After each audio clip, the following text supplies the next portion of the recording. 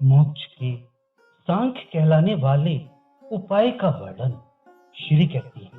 सांख्य शास्त्र में निर्दिष्ट 3 संख्यक उपाय मेरी प्रसन्नता के लिए कहे गए हैं।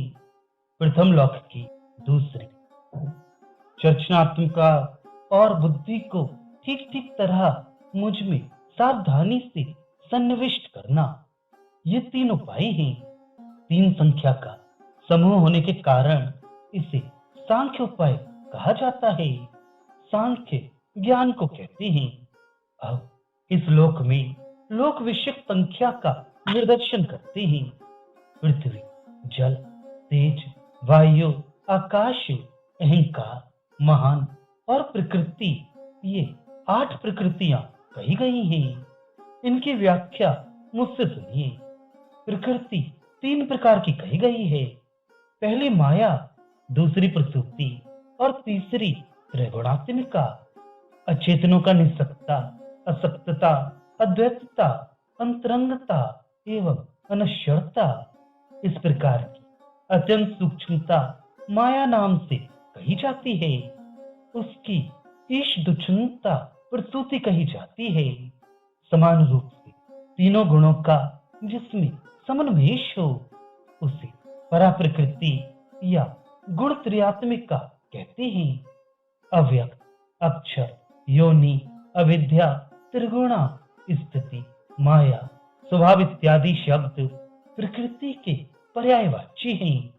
सत्य, रज और तम, ये 3 गुण कहे गए हैं। उसमें लघु, सुखरूप और अचंचल को सत्य कहा जाता है।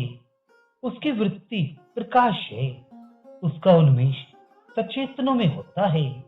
रज भी लघु होता है, दुख रूप और चंचल होता है। प्रवृत्त होना उसकी वृत्ति है एवं स्पंद का वही हेतु है।